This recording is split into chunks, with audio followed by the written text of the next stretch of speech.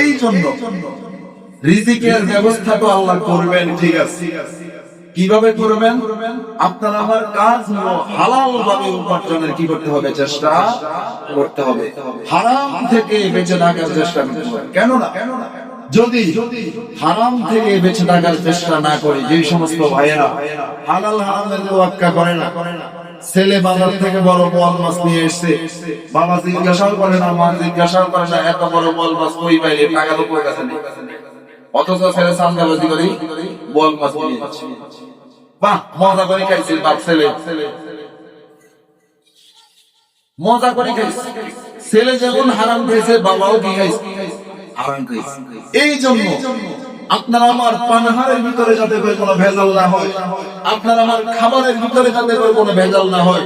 কেননা আপনার আমার খাবার এবং পানাহারে যদি ভেজাল হয়, হারাম থাকে, আপনার আমার শরীরে যে রক্ত মাংস হবে এগুলোর মধ্যে কি থাকবে? বুঝতেছেন না? মনে কি থাকবে?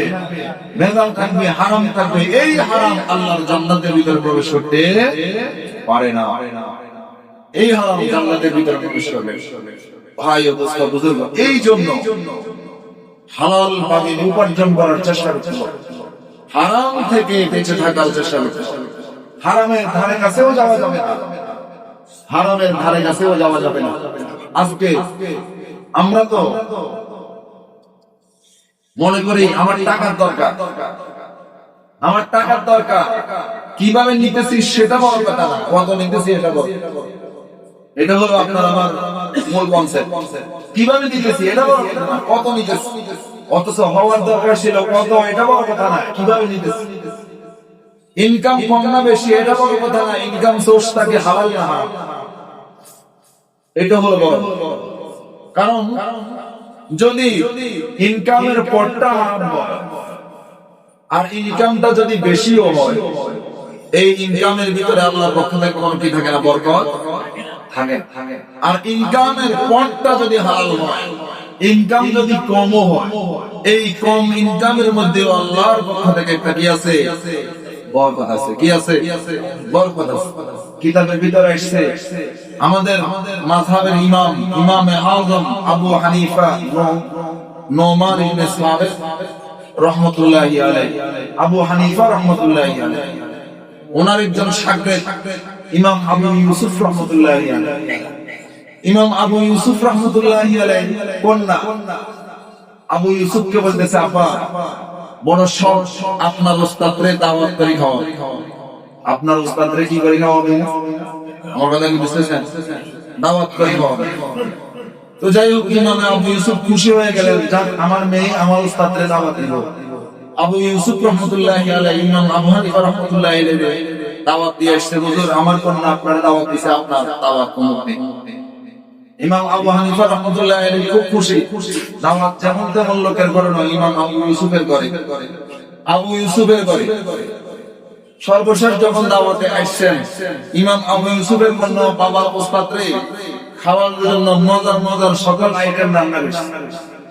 মজার মজার সব আইটেম যখন আবু হানিফার সামনে দিলেন, উপস্থাপন করলেন, ইমাম আবু হানিফা রাহমাতুল্লাহি আলাইহি আজকে একজনে তিনজনের খাবার খেয়ে যাচ্ছে। সুবহানাল্লাহ। একজনে কয়জনের খাবার খেয়ে যাচ্ছে? আমার কথা কি বুঝতেছেন? উনি মানুষ একজন খাইবেন, সে কয়জনের খাবার? তিনজনের খাবার। এখন ইমাম আবু ইউসুফের কোন একটা আশ্চর্য হয়ে গেল, কি ব্যাপার? বাবার মুখে শুনলাম মানুষটা বড় বুজুর্গ মানুষ, বড় ইমাম, বড় আলেম, বুজুর্গ কিভাবে এত খানা? বুজুর্গ কিভাবে এত খানা? খাবারের গুলো সামনে দিলাম, তাই বলে সবগুলো খেয়ে দিতে হবে? এখন ইমাম আবু ইউসুফ রাহমাতুল্লাহি আলাইহি কন্যা অন্তর একটা বরকুমারী।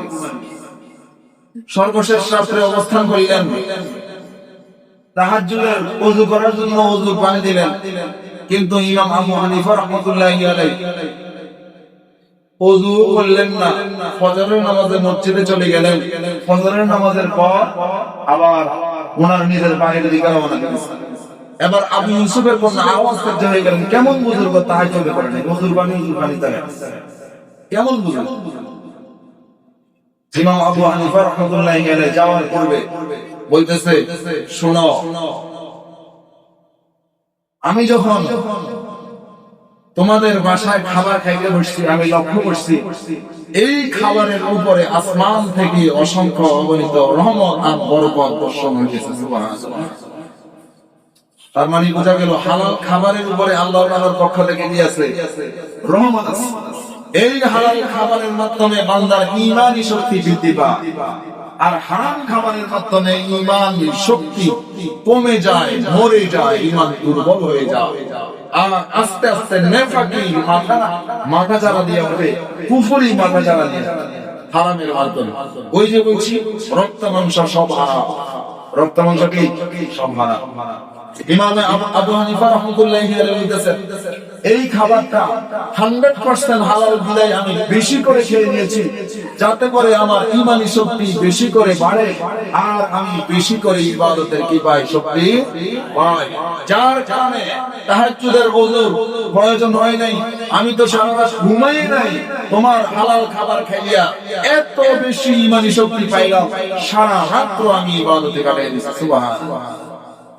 ভাই বলতেছিলাম হালালের ভিতরে আল্লাহ পক্ষ থেকে দিয়েছে বরকত আছে, রহমত আছে, আর হারামের ভিতরে রহমত বরকত আরাম কিছু না।